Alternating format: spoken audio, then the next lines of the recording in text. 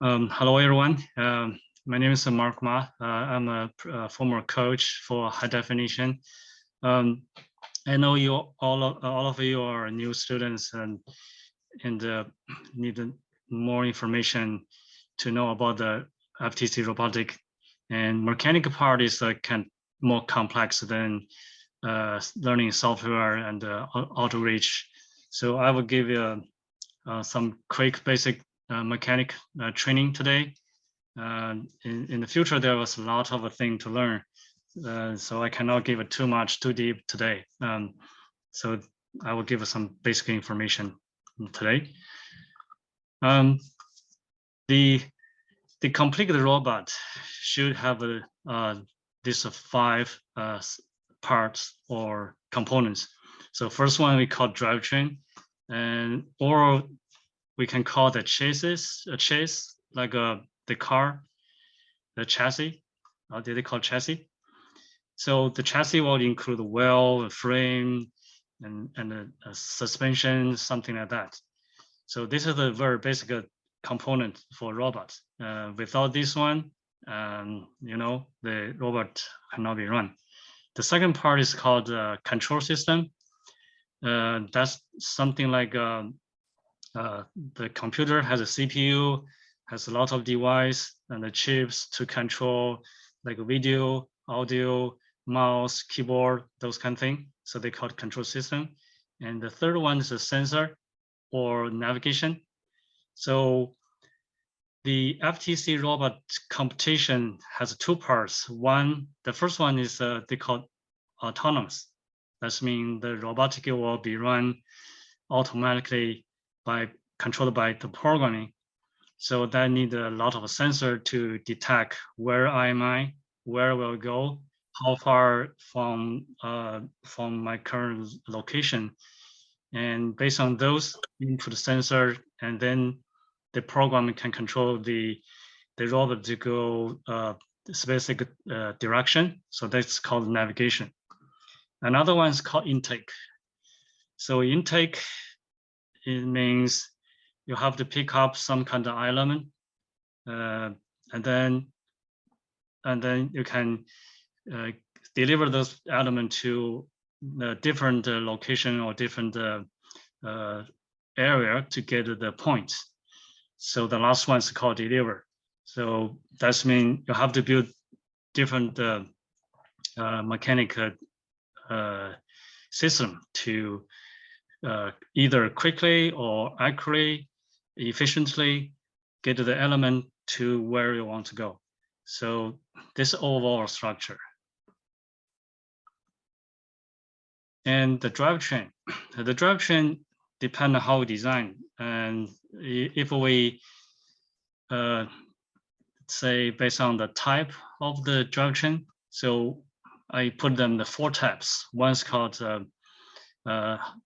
the frame, and how you design the drivetrain frame, and depend on what kind of wheels you will use, depend on how the wheel will be driven, and also the driven has a different parts. Like we can introduce like this later. So first is based on the frame. So I put these 3 major frame used by most robotic team. The first one look like a the rectangle. So you can see the image like that. So this design, normally that's easy. And you can build the frame, connect together, put on the wheel and the motor on the frame. And also you can see each side, you can see there's a lot of different channel. So when this robot being hit by another robot, or your robot crash on somewhere, and this frame or this channel can protect the inside parts from being crushed. Of course, this design could happen is the twist. So because there's no another frame or another beam in the middle, So the whole drivetrain could be traced after the crashing. And also because the channel is all the way around. So that means sometimes you want build some intake lower lower than the drivetrain, try to closer than the tail. So that'll be easy to pick up the flat item. But for this design, it's kind of hard to implement the effective intake. So this is some kind of cons here. And another team, normally they build like a triangle style frame like this. So you can see there's a 3 well used, or some team use more, and maybe 6 well or more well. So this is called the triangle design. It looks simple because they just need a 3 motor or something like that here. But the con is that the balance is very bad, especially when you build the deliver system can reach pretty high, and then this robot will be easy roll over, a flip over or something like that. So that's not quite good.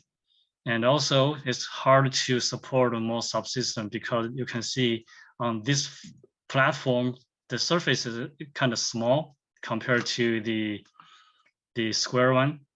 So it's kind of hard to improve, add a more subsystem. So most teams don't use this.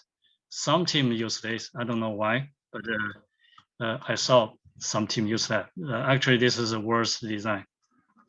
The last one I call that is H type, and this type has another 2 separate different type. So for example, the top one. Okay, good.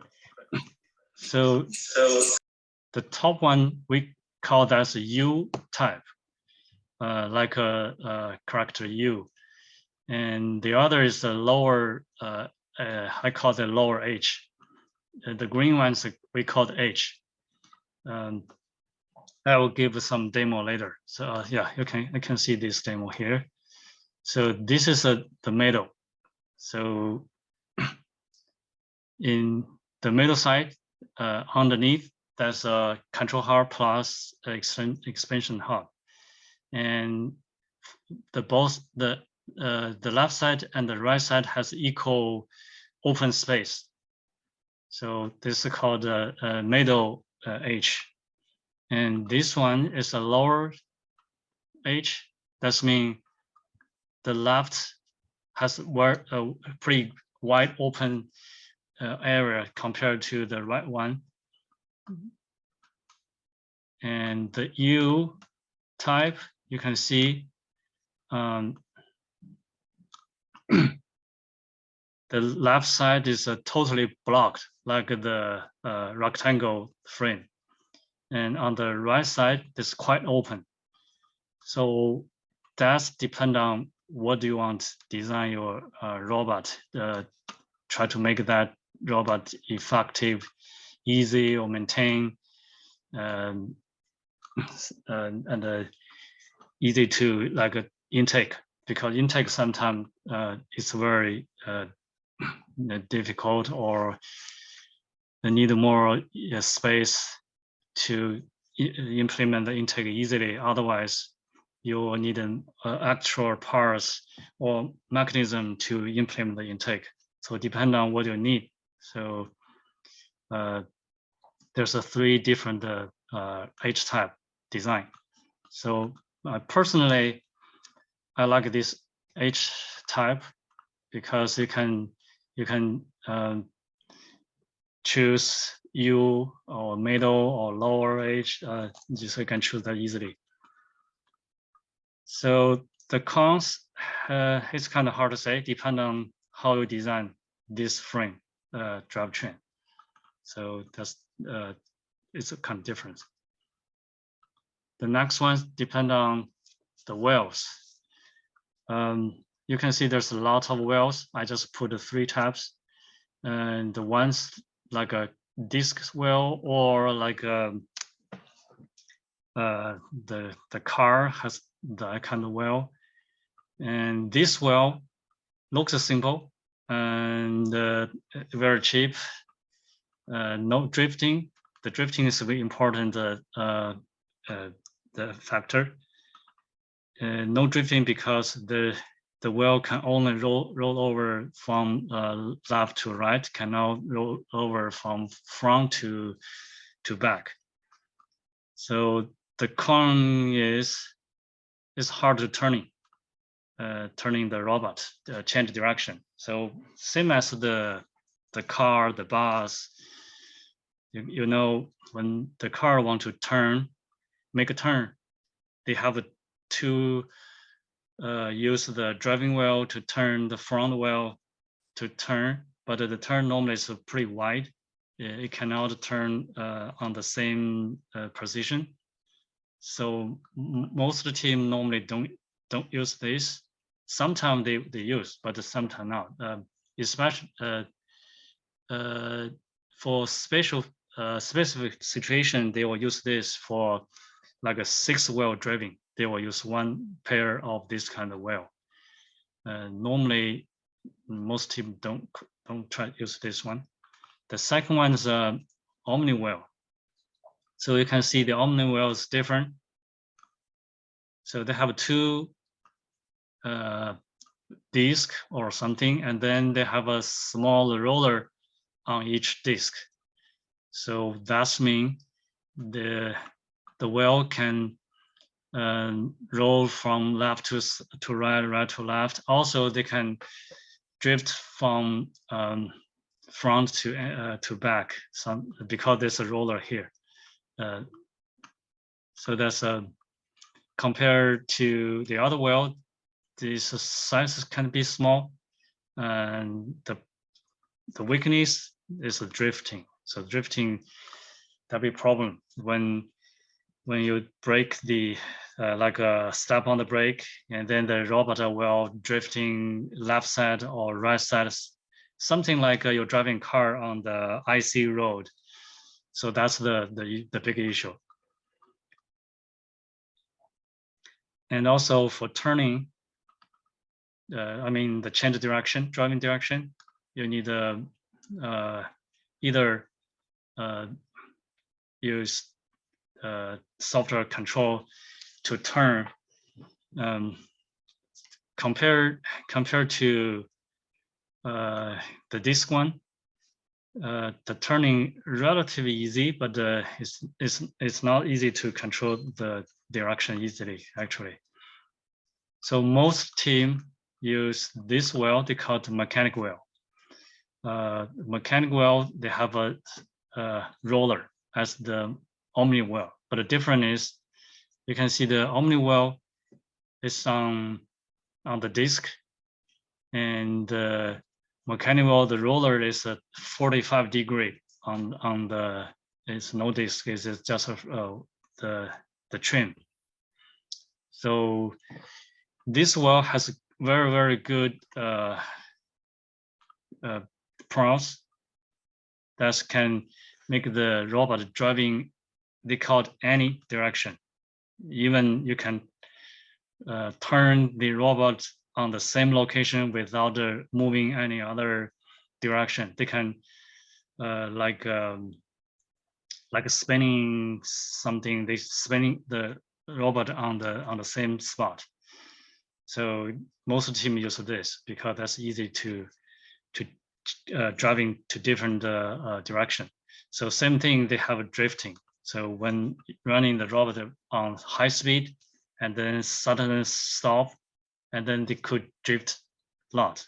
So that's needed programming to do some tuning, like do not cut the power immediately. You can reduce the power little by little or something like that. Mostly they use PID. I think PID is kind of difficult for you, all of you. So we can introduce in the future. And the other con is because the small roller is on the 45 degree, and they will lose the power about 50%. And so that's the one thing.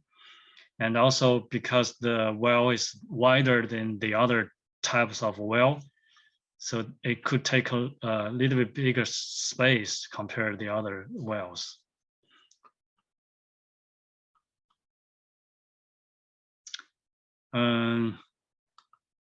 I think I need to pause a little bit. I wonder if anyone has any kind of questions so far.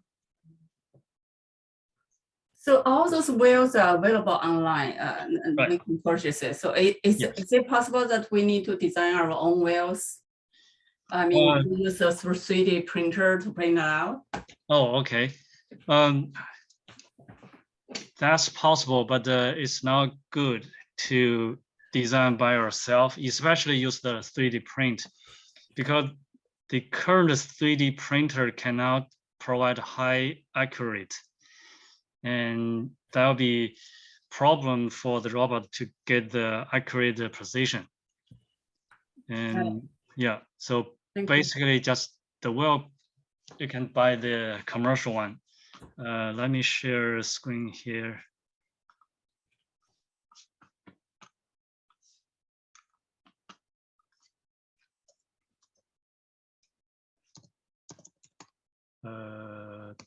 This one. Actually, there's a lot of different brand wells available. Based on the usage we had for last couple of years, most team right now use Go Builder, that they call this kind of well. Like a Robotic had their own well, and the other vendor has a different type of well. But this mechanical well is almost, we can say this is a very, very good well. The reason is this is very slim. So the well size is a 38 millimeter compared to the other. The other well could be should be like a 45 millimeter. So that's too wide. And also this well is lighter than the other. So that's why most team like purchase the Go Builder this well. And also the quality is kind of good. Only concerning is the C clip here. You can see. I'm not sure everyone can see here the clip. The prior version, the clip can be fall off. I think they already make some kind of improvement. The new one should be good enough. So when you use the well, make sure the C clip, or they call E clip, don't be lost. Otherwise, the roller will be loose. So better for fun, it's okay to print your own well, but for competition, try to avoid use your own, because the roller size, the surface, and the friction on the shaft, that's what cause a problem for the controlling the robot running perfect the distance. So better use the commercial one.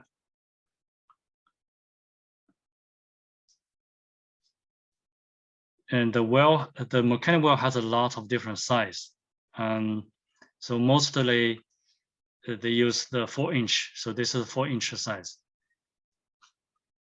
And depend on the gaming. So for example, last year we used a 6-inch, and the previous year we used the 3 inches. So depend on how you design your robot. So mostly they use a 4-inch.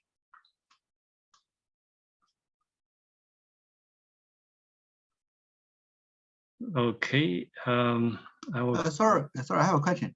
Yes. Do you need to change this wheel often, like every year, or it's like it will last forever? Oh, normally you don't need change. That depend on what kind of theme, and also depend on your design. So, for example, last year we used a 6-inch because there's a bump, so we have to go up. Let me show. So, for example, last season,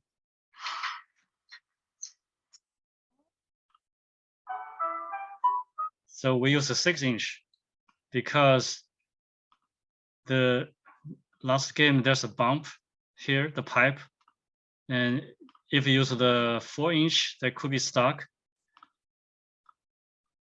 Let me change another video. Is that a bump pre-designed on the field? Oh yeah, that's the competition theme. You can see the pipe. Yeah.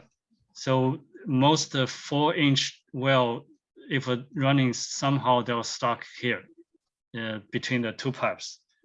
So we choose the 6-inch. Okay. Yeah, and mostly use the 4-inch is good enough. Okay, thank you. Okay. Because use the mechanic wheel, so there's an installation that's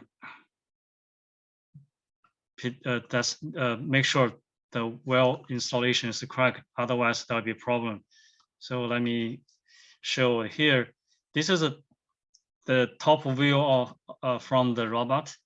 So you can see the roller, this roller, and this roller on the same direction. Actually, this you can see the big X. So when you install the robot drivetrain with the mechanic wheel, so make sure the roller is on the X position. If you change different, that'll be problem for driving the robot. They won't go correct direction. So as I mentioned earlier, the mechanic wheel can turn the robot any direction pretty easily. So here is the diagram to show many kind of different combination.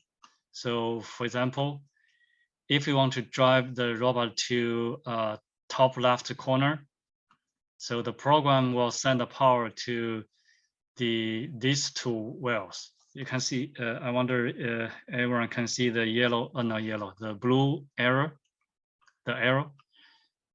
So only bottom left and the top right wheel, I mean the motor will get the power. So if this only two wheel has a power, and then the robot will go to top left. And same thing, if the straightforward to top, so all will have the power, and so on. You can see the diagram show how the robot is running. And in the middle one, you can see the rolling the robot without change the location. And you can see the roller, and the right one's roll clockwise. So those will be need the program to control and to determine where the robot will go, how fast. And so go back to the top left picture. If give the power on the top right higher than the bottom left, the robot will go pretty sharp left turn. If both has the same power, that's mean the robot will go to 45 should be like a 135 degree. So that's depend on how many power to put on the motor on each wheel. So I wonder anyone has question about this diagram?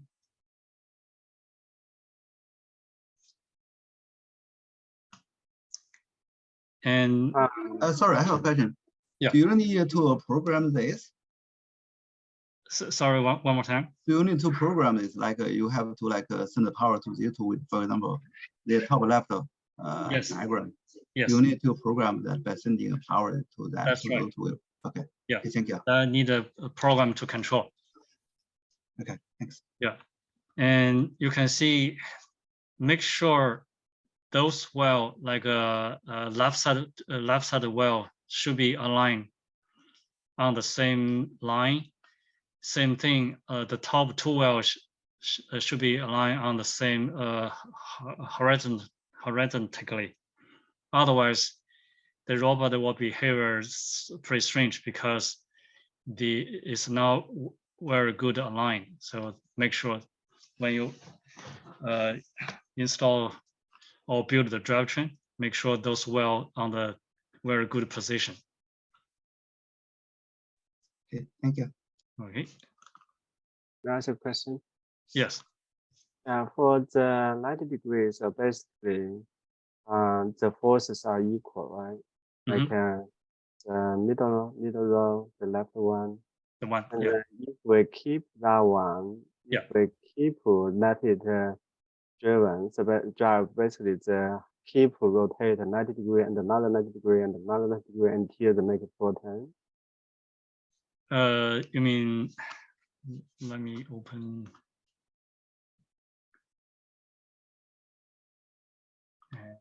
This one. Do talk about this one. Yeah, this one is a 90 degree, right? So basically, if we keep the model like this, and then it will be turned another 90 degree comes to like 180 degree to the original location. Oh, this one they were running to this one forever. There's okay. 180 degree moving. I see. So basically, that's the final like direction they will go. Yeah, they will go that way. For this one, they will go to 0 degree forever. And that's mean all of the 4 motor has the same power.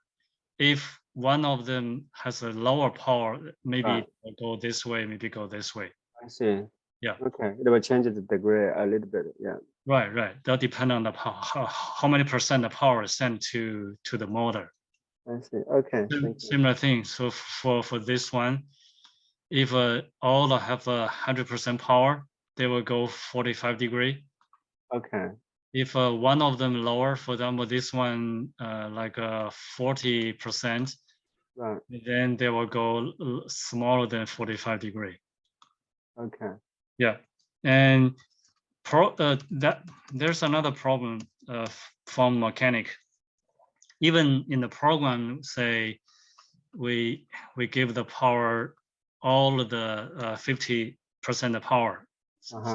Theoretically, this robot should go 45 degree, but for some reason, they might go this way or maybe go that way. So if you see that situation, that's mean your either motor or the well, the shaft somewhere has okay. Let me give it more open. Where's the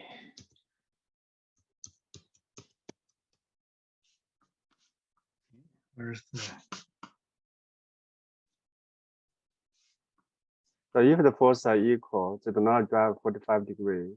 So that means the assembly may not be equal. So the assembly might be different slightly. Yeah, that's there's several cross section. For example, if the shaft here, normally they have a ball bearing somewhere here. If the ball bearing is stuck or lost lot of lubricate or some dirt and make the ball bearings cannot move smoothly. So that's mean even we give 50% of power because of the friction. So actually the wheels roller is pretty slow. That's one thing. Another thing is the roller. Let me.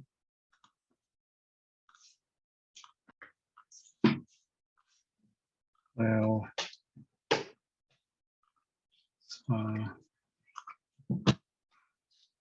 okay. Here's, let me see how to close this. Another possible reason is you can see here's a 708 or roller. Maybe one of a roller stuck, or maybe one of roller too smooth compared to the other 7 roller. So when this well hit on this roller, they maybe drift or maybe stuck. So that could happen. So when you get the well to try to check each roller, if each roller has the same friction and the same similar surface, sometimes the roller on the surface of the roller, there's a little bit bump or some molding parts still live on the surface. So make sure there's the same smooth surface, and then make sure the roller is not too hard to turn or too easy to turn compared to the other roller. So this is one reason. And the other reason is that the motor. Because it's hard to tell each motor has the same the behavior. Even we try to pair 2 motor to make sure they have a same, for example, if we give a same power, the RPM should be same. If there's a little bit different, that cause the drifting or direction changed. So that's several things. Even we try to pair or match the motor, it's kind of hard. It's not easy to find the same, says exactly same motor. So that's needed some testing. So once you have the basic drivetrain available and running the program and to drive the robot like more than 2 feet or 3 feet and back forth to see the robot can drive back to original position or not. If, for example, let me turn the, for example, the robot starts from here, this corner, start from this corner, and then running the program like the robot back forth like 10 times, and each time like 5 feet. And once finished, if the robot stops somewhere here rather than here, that means either roller, shaft, motor, or something has the friction or something caused the robot that cannot go back to original the corner. So for that situation, better figure out what caused this kind of problem. Sometimes the floor, if the floor is not level, that could cause problem also.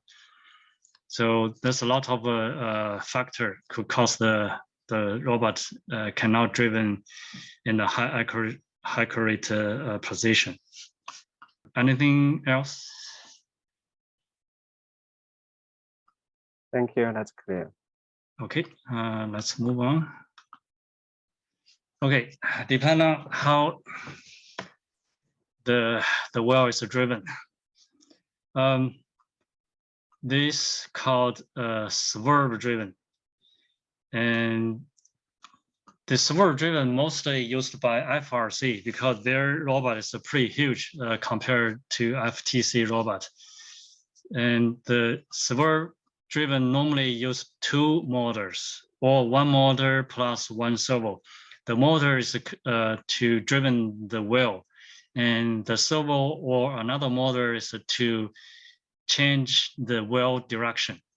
And so the problem is easy driven to any directions compared to the mechanic wheel.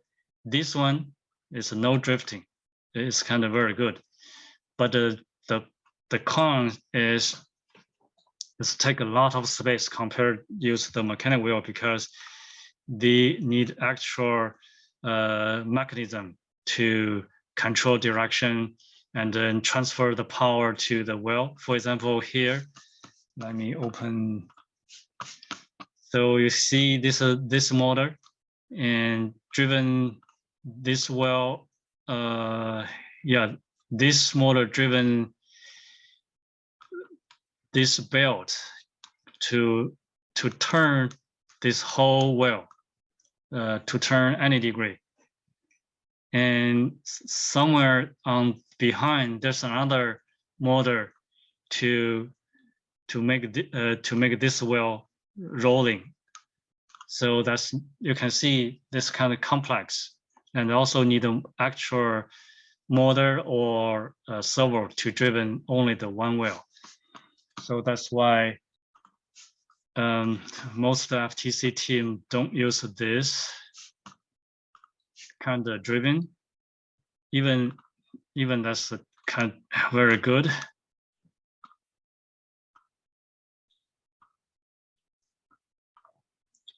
So they need a more actual motor or servo and a complex design.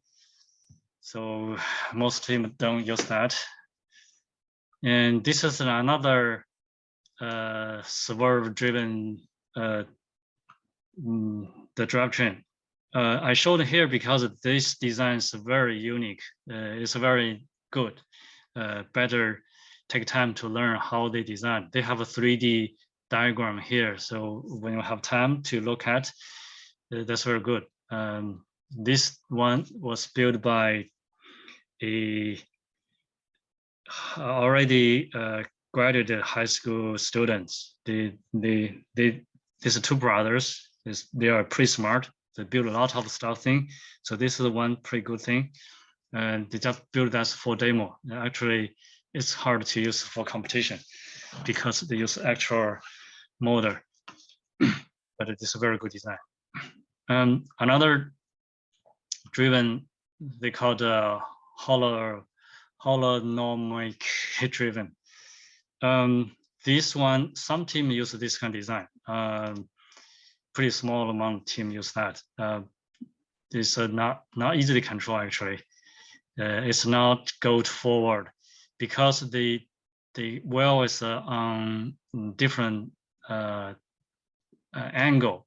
So actually they will reduce the performance loss because if the robot want to go to top, actually the wheel will lost of power because the direction is not same as the robot running direction.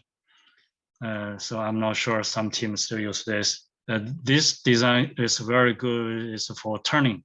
They can turn in easily. Besides that, it's not very good. And another one is called tank driven. This one mostly used for the bumpy surface or something like last season, there's a pipe. So we saw a couple team use this tank design. This one's not good because they either take a lot of space and a slow speed because they only how to say, two wheel driven. Maybe two, if a four wheel driven, that'll be a problem because it's hard to synchronize the two wheels running. So the performance is not very good. And also it's kind of hard to find the track. So most teams don't use that one.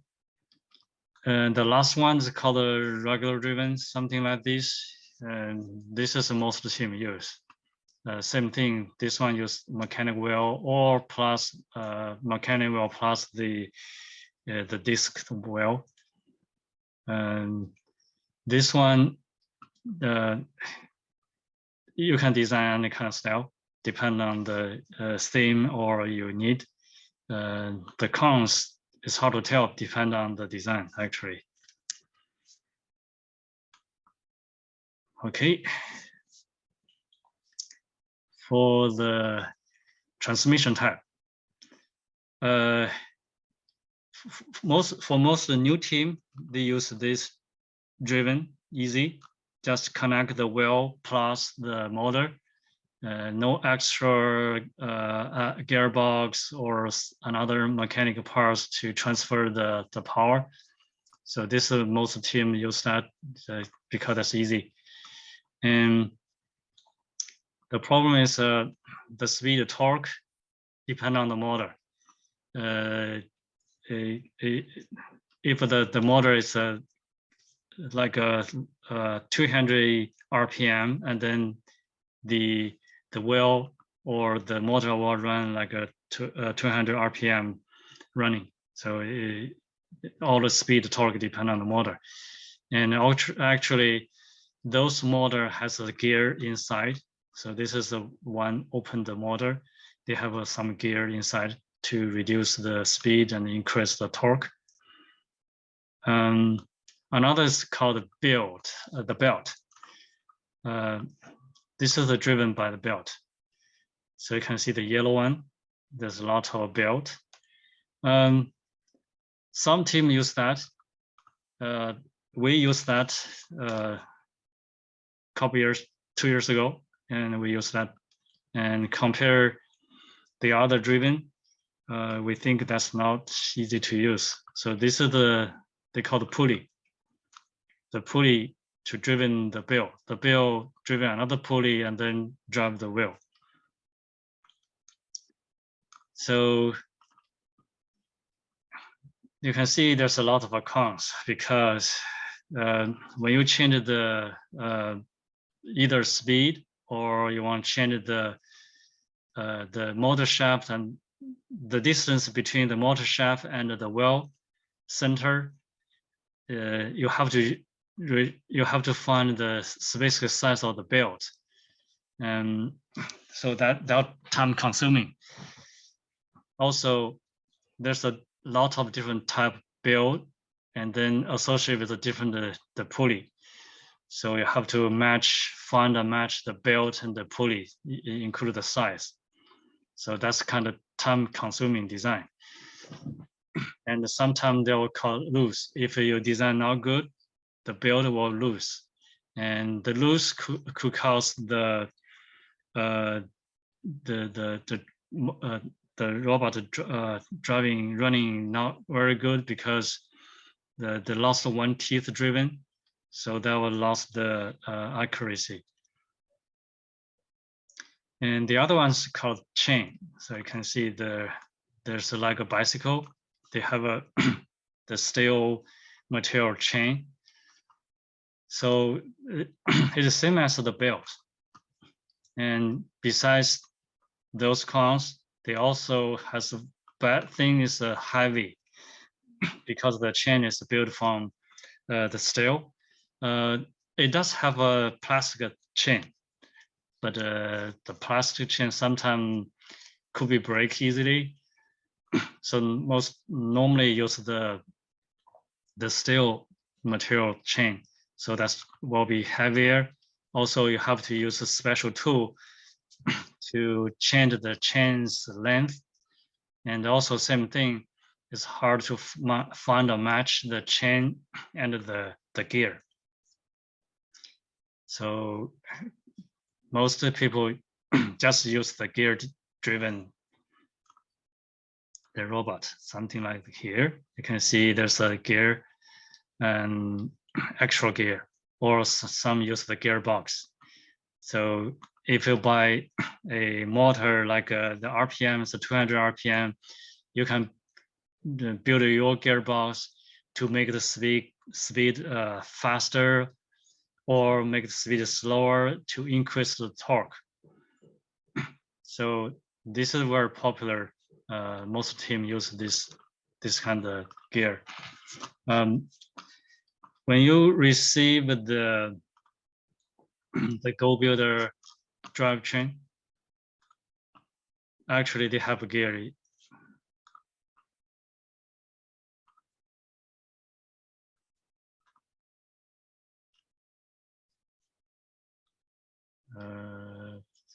gear. So you can see here, they have a gear. This gear called beaver gear. So the beaver gear changes the direction. So the motor from the top to bottom, and then control the wheel running.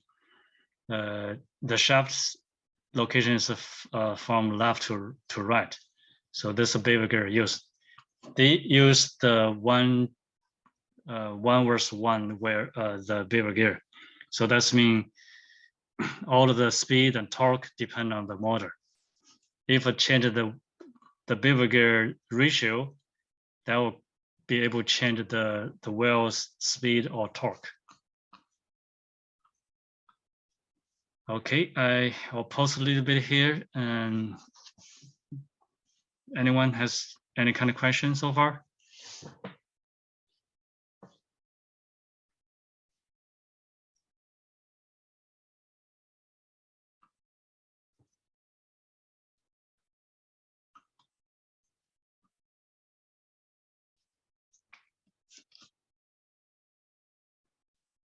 So this is the video. I think you can watch this video at home. This one telling the gearbox. So for example, this motor is a plain motor. It's no gear inside the motor, and there's only one driven gear. And why we need a gearbox? So watch this video, and you get more information. Why we need the gearbox. And if no more question, I'll continue. Okay, the next one is the control system. So FTC robot control by using the hub. They call it control hub. You can see the orange colored. And there's another hub. They call the expansion hub. The both hub actually same. Only different is the control hub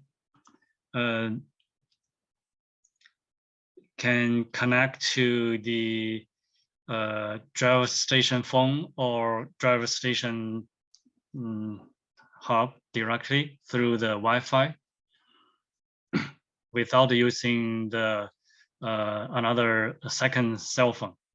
If you use the expansion hub without the control hub, that means we need the actual cell phone. That means we need two cell phones. One is for connect to expansion hub, another is to connect to the driver station.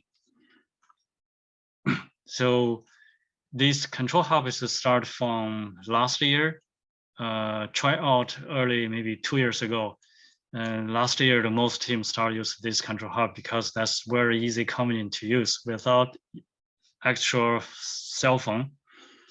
And because actual cell phone is kind of tedious processing, you need a charged phone, and you also need an actual USB hub, something like this USB hub to connect cell phone, connect the other parts.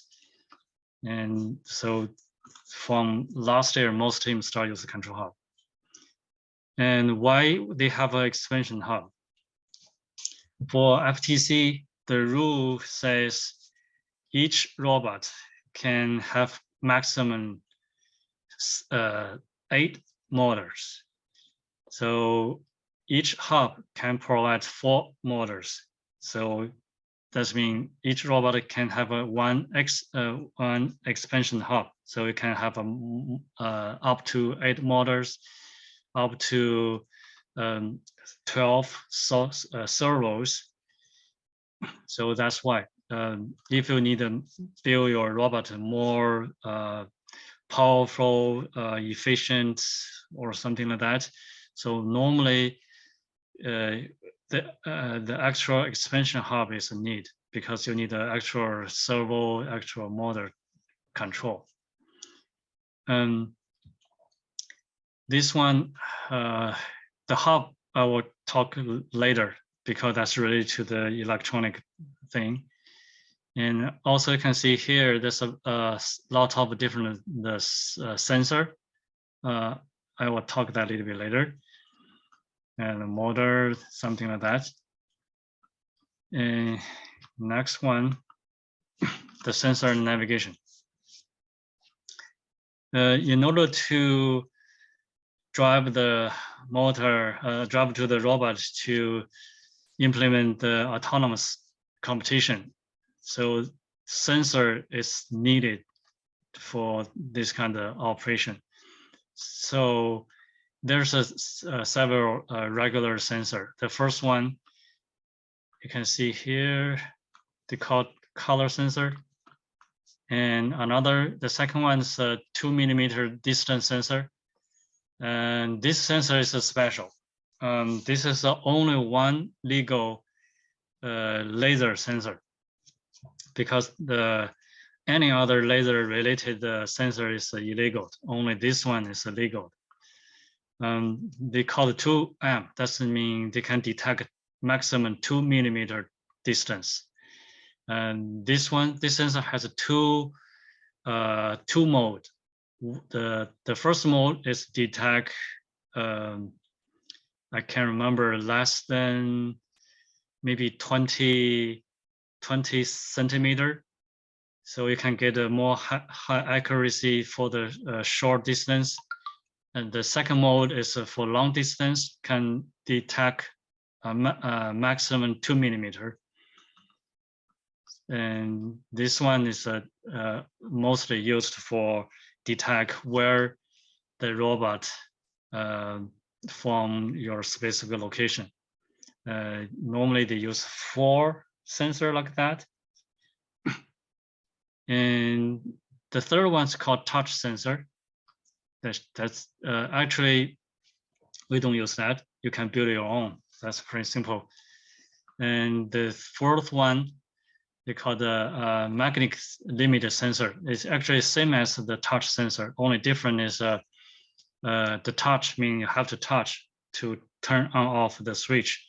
The magnetic actually, as long as the sensor closer to another pieces of a magnet or another like a steel parts, and then the switch will be triggered. And the last one they call the potentiometer. We don't use that one actually. Another sensor they call it encoder sensor. And you can see those motor like this core hex motor. They have so this is a core hex motor. They have a encoder sensor inside.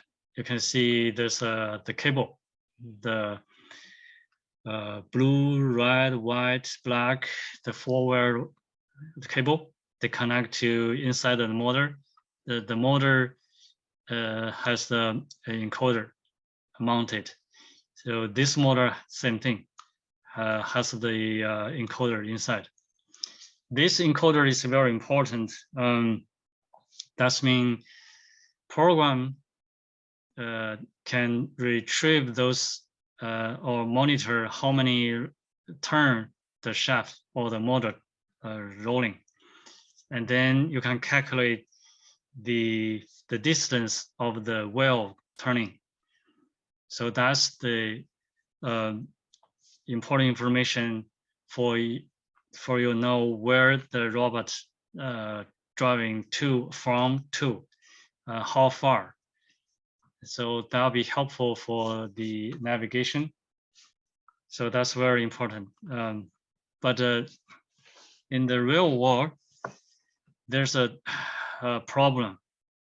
Even the program read one model say the wheel turn two circles, and then the robot should go forward like 6 inches. But when you use a ruler, the measure to check, that might be longer than 6 inch or maybe shorter than 6 inch. The problem is because, as I mentioned, the mechanic wheel could have driven. The drifting. So that's why we normally use actual the encoder, this actual encoder, and mount that on a drivetrain. So this one can work with another small omni wheel to detect how far the robot really driven or running. So compare the encoder information from motor and this another distance from the encoder, so you can know which one if there's any error. So for navigation, mostly we'll build another separate parts by using this encoder to do the navigation. So far, that's kind of complex right now for your team. We can introduce that later. Anyone has questions so far? Okay. Yeah. Can I ask? For the right one, for the sensor, the color sensor, is that one to detect the different color, like red, Yes. purple, green? Yes. And then we realized like raise the sign, like 4 signs will be posted on the wall. Where we use the color sensor to help to detect those signs or different signs in the field. Okay, yeah, that's a very good question. The color sensor is not that good enough to detect the item. The bad things from this color sensor is it's not easy to use. It's like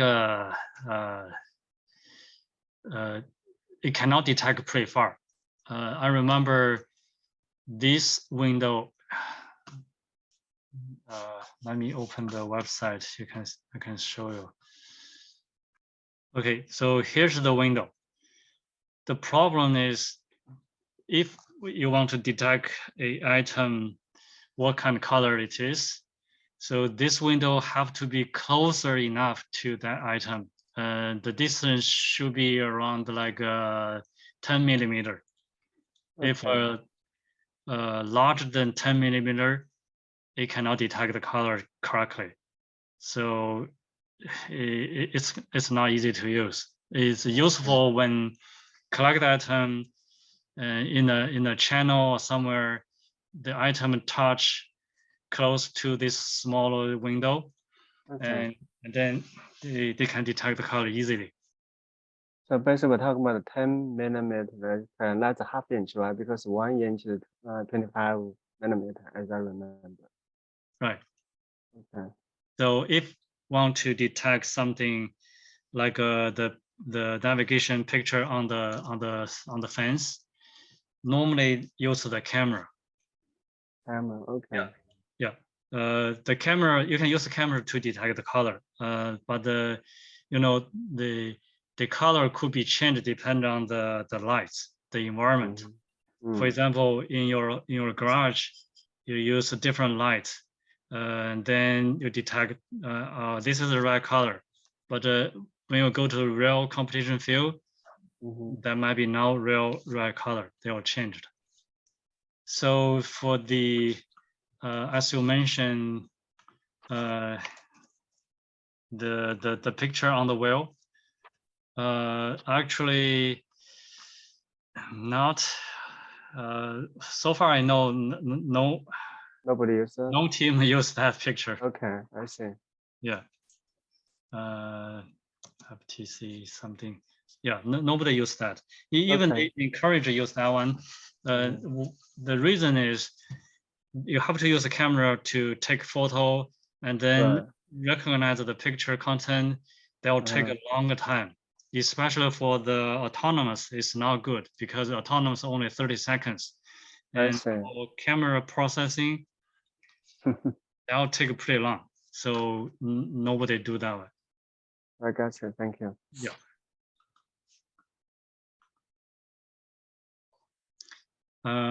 One more thing I want to mention here. You can see here is the fuse. the fuse is a 20 amp. So this fuse, how to say, it's illegal to change the fuse. So if change like a 2.5 amp, it's illegal. If I change to 1.5, there'll be problem. The fuse could be burned because the motor, when all 8 motors have the power, the fuse will be melt out. So that'll be problem for the team. So don't change this. Just keep it as it. That's a 2 amp. Okay, let's move on. The intake. It's hard to tell because there's so many different style implementation. So I just categorize like this. One's called a grabber or claw. I can show quick demo video here. Hi, we are team 1 and 2. Over 95% of the times we enter the warehouse during Too fast. Okay, so we can see last year we used the claw. There's a grabber on the front. This one actually you can find those video many location. Another is a brush.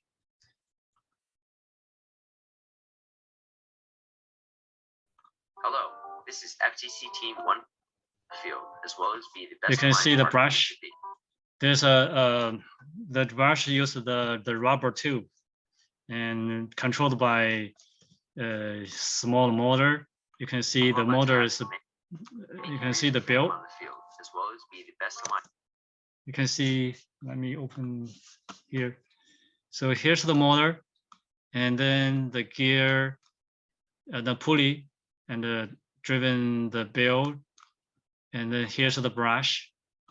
The brush will like a string clean truck, so that has a brush to to push those elements in a small cube, so they can deliver the cube. So it's called a brush. Like a rumba. Yeah, something like that one. And the roller.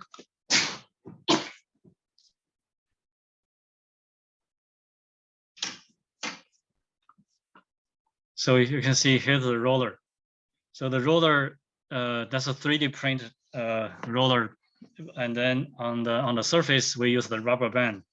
So they have to make more fraction, and the roller will to grab in the ring from the ground, and then intake to somewhere, and then the ring can be shoot out from this shooter.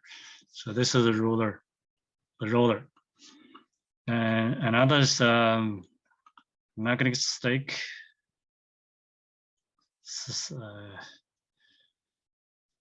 So you can see here, this is a magnum here, and then this is the servo. This magnetic device is very special, interesting. When they turn different angle, and then there's no magnum. When they turn back, and then the magnum appears, and then grab either metal stuff or another, grab the steel stuff. So that's the one magnum. And you can see another team.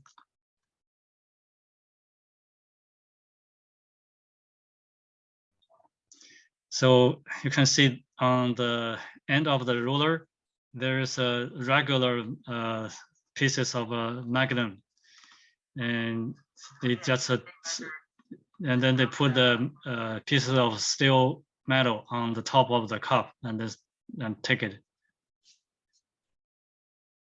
And this one is not easy control because if the magnum is too strong, it's hard to release.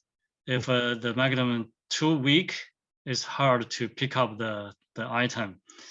So if you use this kind of design, make sure how to control the strength of the magnet. So this one are quite good. Personally, I like this. This one you can control by the servo, like turning the switch, turning 90 degree, and then no magnet, and then turning back, and then the magnet appears. So this one is better than that one. Another is called the wheel intake.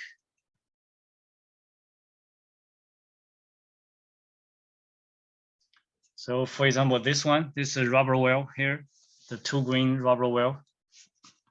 And so you can see the wheel controlled by 2 motor. And this wheel turning, one wheel turning that way, another wheel turning that way. And then the yellow brake will be sucking by this rolling the rubber wheel, and then they'll put in the inside position for pickup.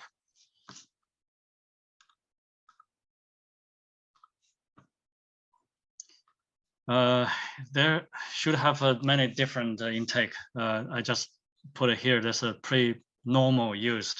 Almost every season, one of them will be used. So that's a very popular solution. And then how to implement each one, that depends on the team design. So actually you can search the YouTube, find different design for different intake.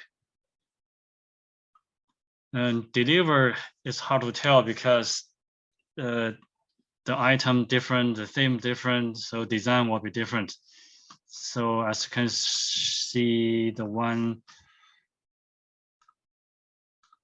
this is for shooting, and this one is for open the box and dropping, and this one is a turn off the magnet for dropping.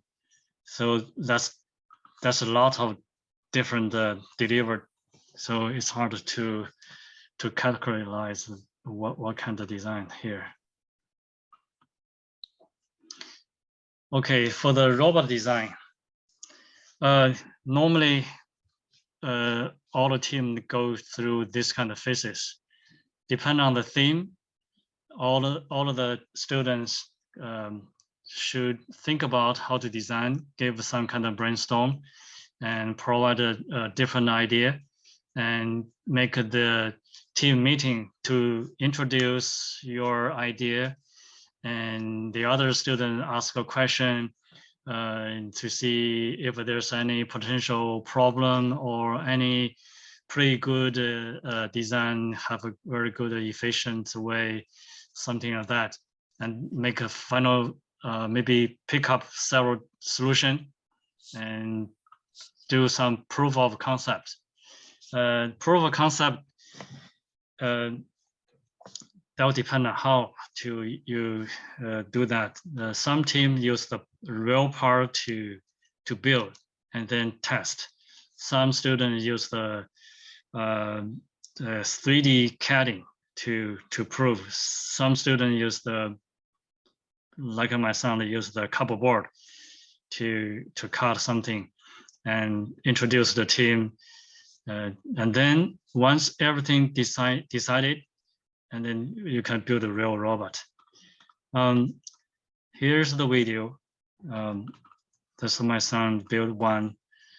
We call it odometry. That's that I mentioned early for navigation. So here's what he designed.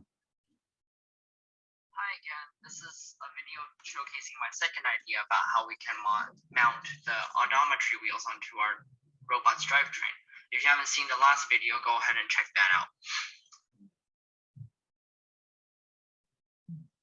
So he has some idea and then use a paper cut, look like the real parts, right? And it's not a real one, but it will give us some good idea to know what their design, how they look like, and how that works, and if there's any potential problem or something can be improved.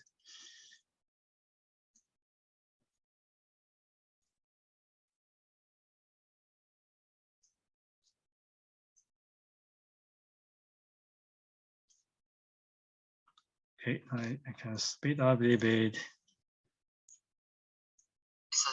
makes use of a very special type of hinge, as you can see over here. This type of hinge contains a spring and is typically used on doors to make them close on their own.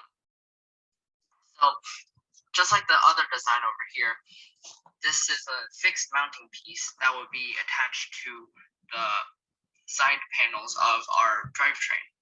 But typically the springs will be compressed, and then when you drive over a bump or a gap, the springs will expand, causing the wheel to still touch the ground.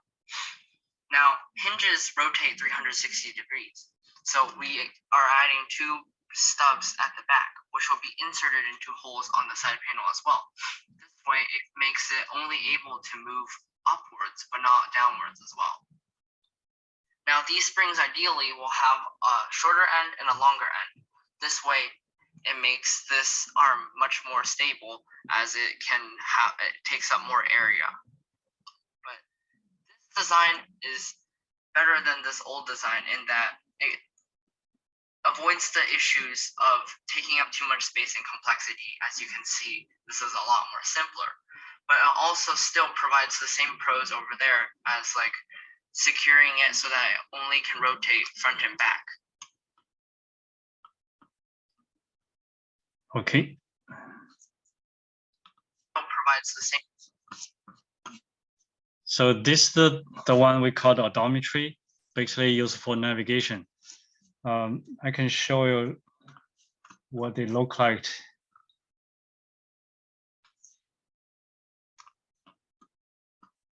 So this is our 3D design, and you can see here is the odometry. They have an encoder and along with this anomie wheel, this small anomie wheel, and use the hinge attached on the channel.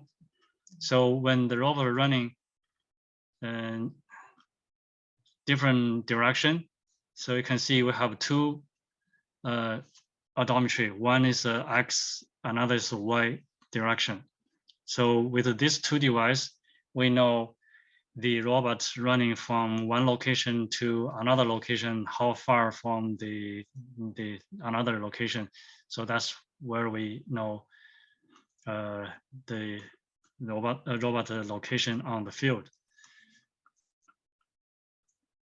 Okay, I think that's all the mechanic information I have so far. I wonder anyone has further question or not.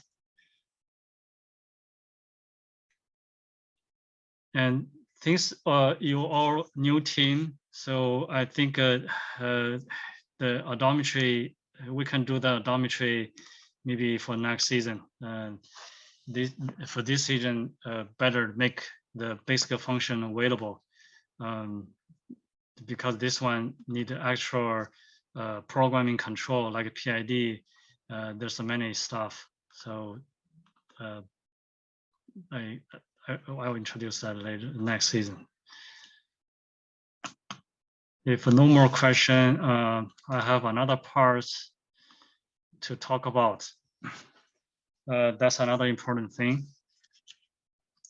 Previously, we saw the mechanic part. So this is a electronic part. As I mentioned earlier, so this is a 20 amp fuse inside.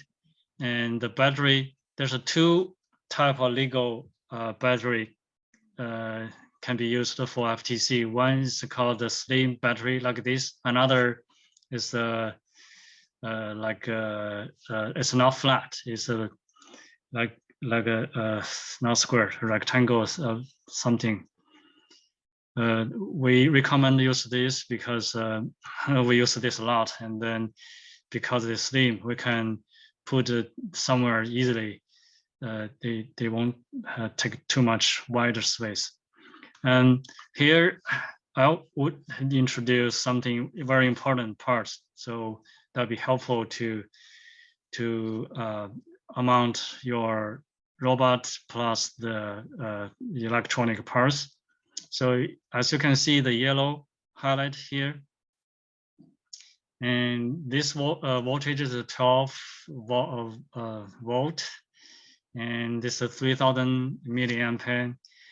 The fuse, if the fuse is broken, so try to find the same 20 amp. They call it ATM.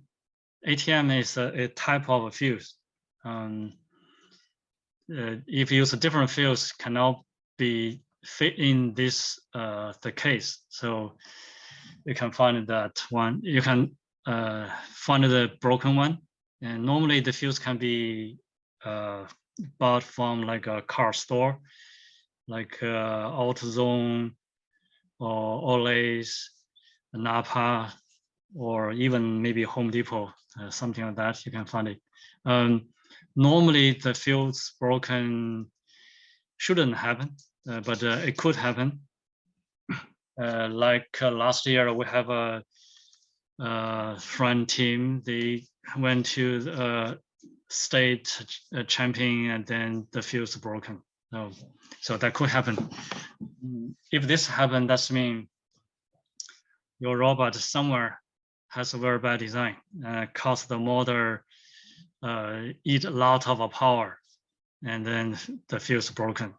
So make sure if the fuse broken, make sure any motor is stuck or somewhere, maybe a motor is too hot, and then replace the motor. Okay, here you can see there's a red note. That's very, very important.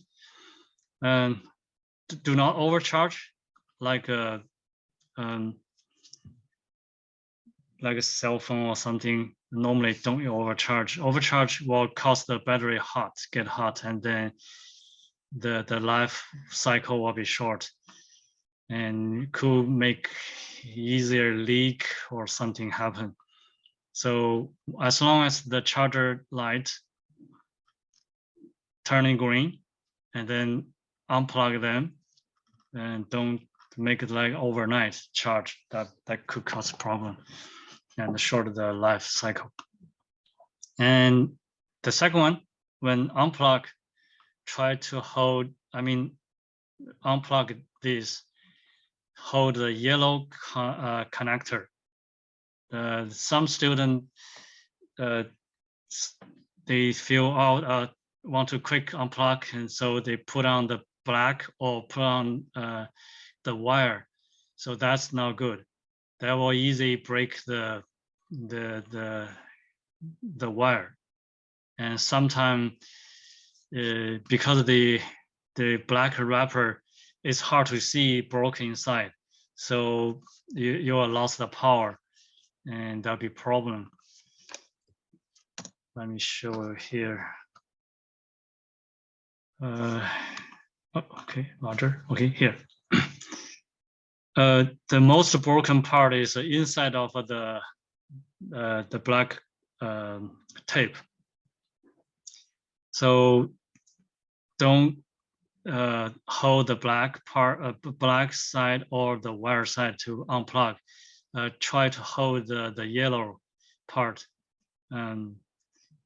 So if how to determine the wire is broken or not? When you look closer to the tape part, if you see any white color, even there's a small white spot, that means something already happened. The wire has happened. If you, I think everyone has the cell phone, right?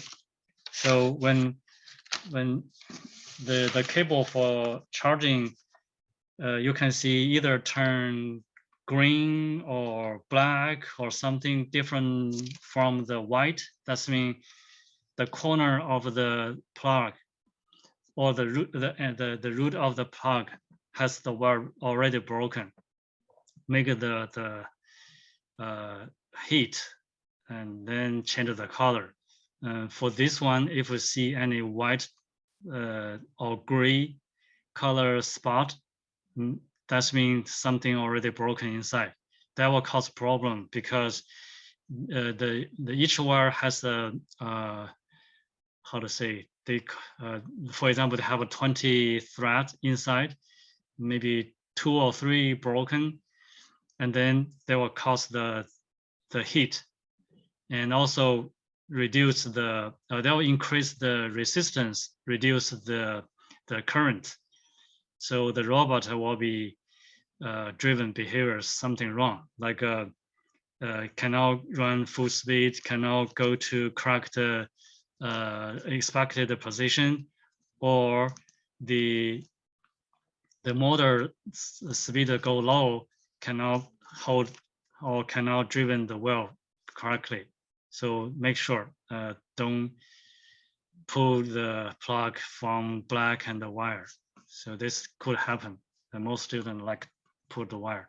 The third one, don't pull the wire. Because I saw many students when we replace the battery, they just hold the wire because it's easy to grab. So that's very, very bad because there'll be break root somewhere here. So don't hold that. Always hold the battery body. Don't hold the wire anywhere. The fourth one,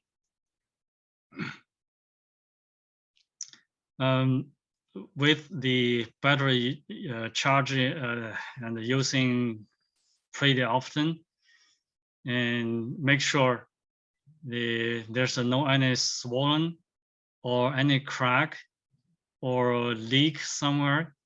If you find something happened, even a swollen crack or leak, and then stop use that one, because that's a pretty danger that could cause the explosion. There's a real story. In 2019, our team has one battery smoke, and luckily I saw that one and take it away, and then prevent this explosion happen. So make sure at least one student or parents make sure when charging, especially during the competition, make sure the charging as long as they're green, and take it out. And if we see anything wrong, take it away. So make sure the safety. And the fifth one, so after charging, if it's very quick charging during the game, the battery normally will either warm or sometimes a little bit hot. So if you want to use this battery for next competition, so make sure put somewhere, make that cooler quickly, rather than put the charged battery in like a form, the bag, or somewhere cannot cool down quickly. And so that make sure once the charge, put it somewhere, let them cool down. Otherwise, they will shorten the battery life cycle. Even the battery says 12 volt. After charge, it could show 13. That's very normal. Don't be surprised. So for this situation, the robot could behave different. For example, your program say turn the motor 2 cycle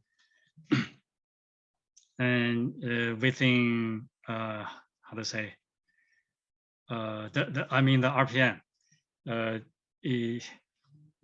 before charging, the RPM like when you're driving the robot, RPM is like 100 RPM. After charging, because the voltage is 13, and then the RPM could be like 110 or more. So that's another potential. That's a very common problem happen when control the motor. So the solution is your program do not control the speed. It should control the the other way. Do not control the motor power, control the motor speed. If in your program say send the motor 1 power 50%, and that will behave different depending on the voltage of the battery. If you control the speed like 100 RPM to that motor, even the battery charged and go high voltage, the motor will run too fast, or maybe when the lower voltage, they won't run too slow. So in the program, make sure control motor speed, not control motor power. And for more information, our software team can provide the source code, so you can know how to control the motor. So make sure this is another important thing. And here's AWG. You can see each wire has a different the standard. They call AWG, American Wire Gauge, and with this number. So this means the diameter of each wire. So better understand this. If the number is small, that means the diagram of a wire is very big. That's very useful when you want to replace the wire, or purchasing extension label or like a cable. So make sure the wire gauge is the same. If you use a different gauge, that could cause the currency will be different. The current will be different. So that'll be a problem. And the charger has two rates. Normally, as the Rev Robotic recommended, use the 1.8 ampere, and so just keep use that one. And when you get a new battery, make sure the first time you charge full. Otherwise, that we cannot be fully charged. So next time it will cannot provide a higher power. Control hub and expansion hub. It should be called expansion hub. So you can see these two hubs actually same, a little bit different, depend on the inside. The control hub has the function, replace the cell phone. That's only different. And suppose all the hub has the they call GMU unit, or they call the gyro sensor. Basically, that's for drone navigation. Due to the chip shortage, the new expansion hub won't have the GPU unit installed. Only control hub has one, so that should be fine. As long as you have one control hub, that's good enough to use the gyro sensor. As you can see here, there's a 4 motor. The motor 1, motor 2, motor 3, motor 4.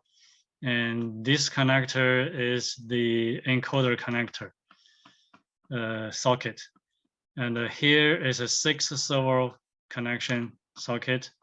And here's I2C connector. and this is the GP, or called DIDO, digital socket.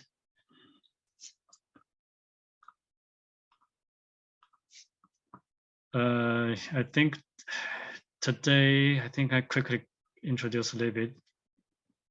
You can see the difference. The control hub has many type of the USB connector, the socket. The expansion hub, the old extension hub only have the USB 2.0. So this control hub has a lot of choice.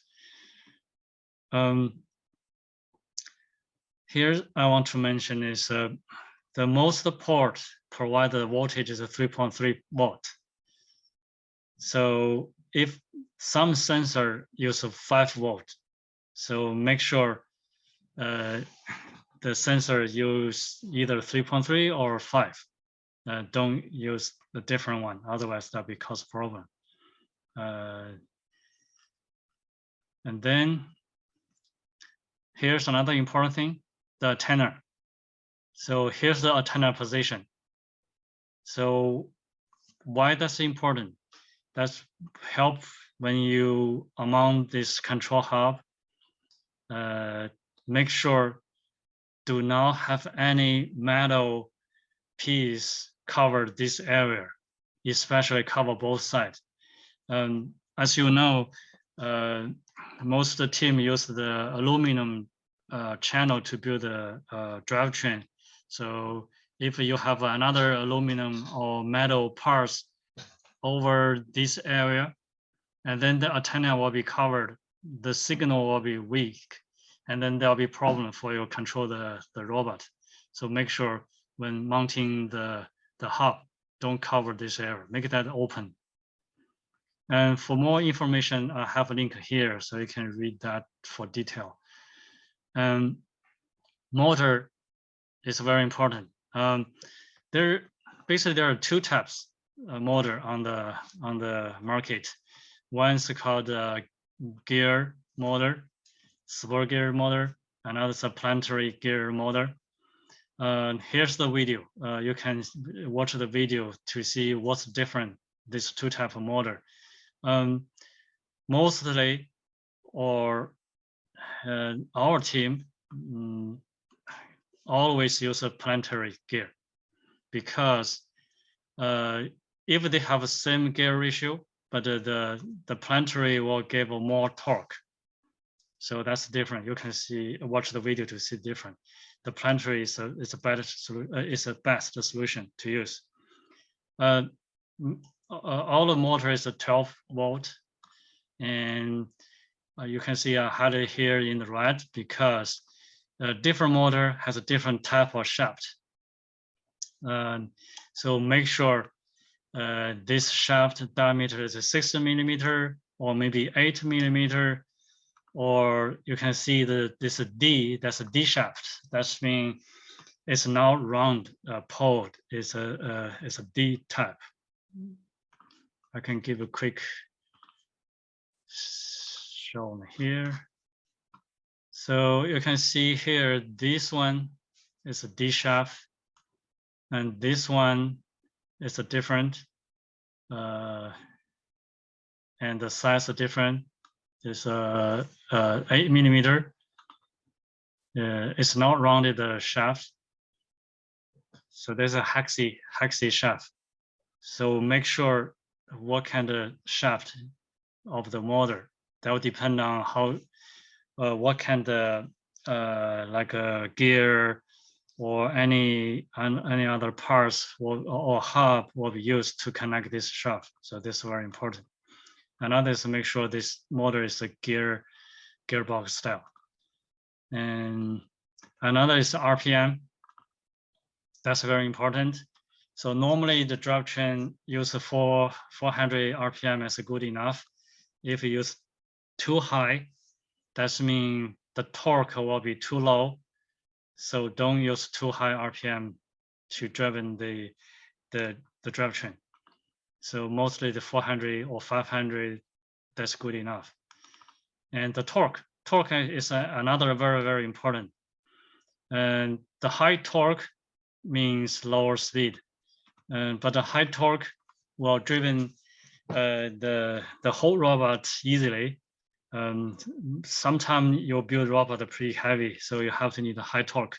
Another thing is during competition, two robots could be crash each other, or push each other. If you have a lower torque, then that you'll be pushed away. So make sure the torque is good enough. Like this one motor provides 18.7 kilo/centimeter. That's good enough, because you have a 4 motor, so that'd be 10 by 4. That's good enough. I put the link here. You can learn more what the torque mean and what the kilo/centimeter or ounce/inch mean. So that's very important to know. And this is the connector tab and the encoder voltage, as I mentioned. So this means this motor can be the encoder can use a 3.3 volt or 5 volt. So that's very good. There's very wide range of voltage. That's very good. And this one is encoder resolution. This is another important thing. The PPR, this is a link. You can see what the PPR mean. That's mean pulse per resolution.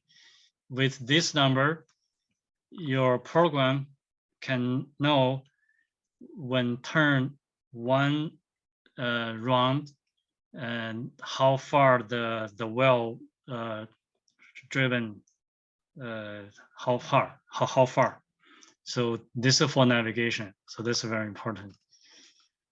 Servo, that's another almost every time will be used type of a motor.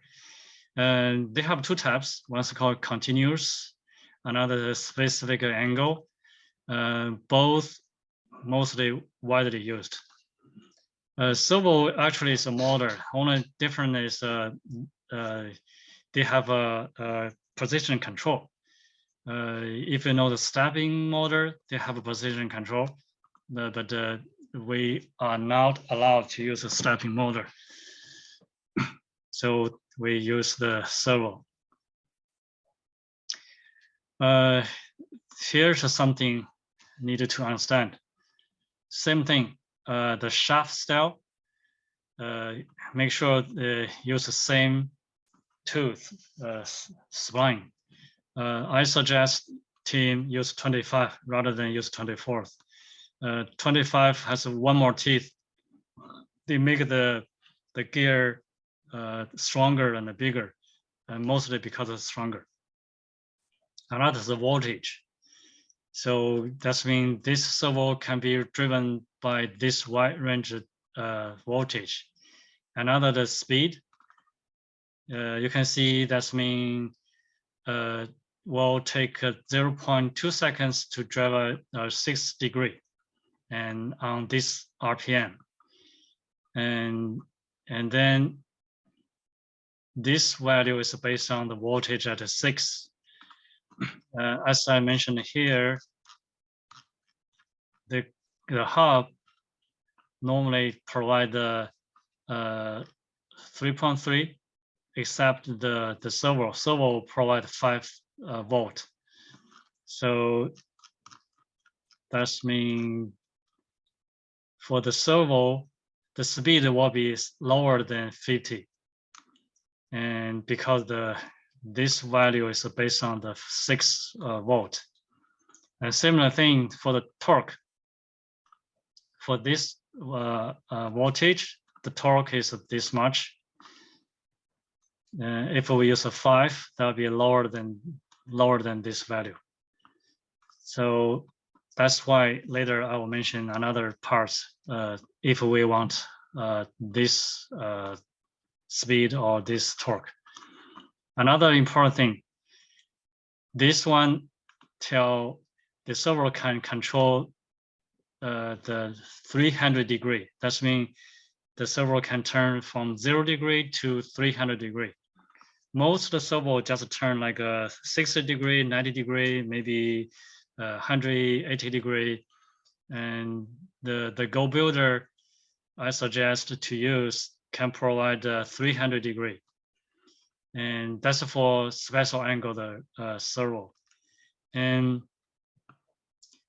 another important thing is to make sure the gear material.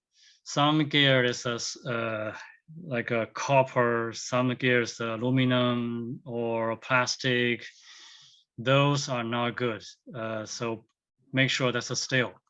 The good one is a platinum, but that's too expensive. So steel is good enough. So similar thing, the servo gear, the servo, the wire size is 22. And as I mentioned, the continuous servo, this is the only one approved motor can be used as the continuous servo. That's the only one. But luckily, Go Builder has another servo can be configured to use as a continuous or angle controlled, and that also legal. So that's happened from last year. So no, we won't use this anymore because this motor is kind of hard to mount and lower speed, lower torque. It's not easy to use. So from last season, most teams start use Go Builder servo and then use a program to set this servo use as a continuous or control any degree between 0 and 300. Okay, here's the servo power module. As I mentioned earlier, if we want to speed like this and store the torque like this on 6 volt, we need to buy this module. This one is converted to 5 volt to 6 volt. And so this is the required if we want. Encoder. That's I introduced a little bit early. Most team use this encoder. That encoder is kind of expensive. And also this encoder use 5 volt power, but the control hub only provide 3.3 volt. So we need to buy extra converter to convert these two different voltage. For this season, I think we can skip this part because this need more training and usage. The last one for the controller connect the servo connector. As you can see, here's a 2 type of a connector, and one's called the Futaba, another is a JR. So Futaba, you can see there's the dent that helpful to avoid to insert this connector in different wrong direction because there's the dent, and if you insert wrong direction, it cannot insert in. The JR, it's kind of hard. You can plug the wrong position.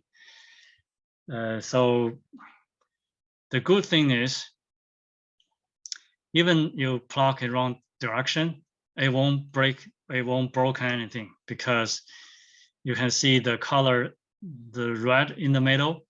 That means there's a positive voltage, and the black one is on the other side.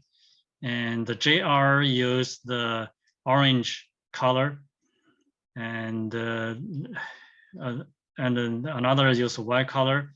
That doesn't matter. The signal, the white color is a signal. They call signal pin.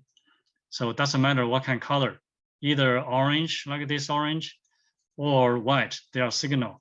So even you flipped and in the wrong direction, that's okay. It won't burn. It won't burn because the design is protect this thing, the burning happen. So that should be fine. But make sure don't in the wrong direction.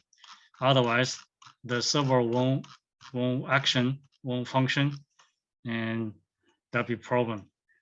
So here's the socket for the server connector. I think, yeah, almost 7 p.m. I provide, I think, pretty much information that need time to digest. If you have any question, either shoot me email or send me a message. Anyone has further question or not? Mark, can I ask you some question? Yes, go ahead. I saw you have very good like battery diagram. Like, can you please go back to the diagram? Which one?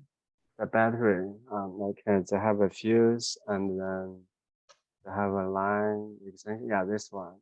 Yeah. So basically, I understand the fuse is replaceable. So basically, when the fuse is broken, then we can replace with another one. But we have to follow the specification. If it's 20 amp, we need to use that 20 amp.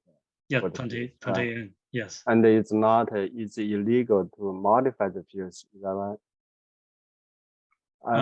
In the early time, you mentioned about like it's illegal to modify something. It's the same thing or different one? Oh, as long as this 20 amp and it can be fit in this cover. Okay. Doesn't matter the what kind of brand. The modify means some team use the same size but like a 21 amp. That's not good. Okay, so basically that's not allowed to modify, but we have to strictly follow the same number and then replace it. Yeah, just replace that one. Yeah. And then how about the wire is replaceable, right? As long as we follow the same like wire American wire gauge number. So if this is 16 AWG, yes, and when it's broken, we can replace with a new one yeah. to extend it. Yeah. And how about the front portion? You mentioned about the black portion. We should protect that one carefully. We always should plug the very front, the brown, like a brown yellow like color, that portion, right? So in case the black is broken, so can we replace that, or we have to replace the whole? That's fixable. That's fixable. Okay. Yes. That's needed the tools. You can go to this one. Don't use this. This they call XT30. This is small one. Yeah.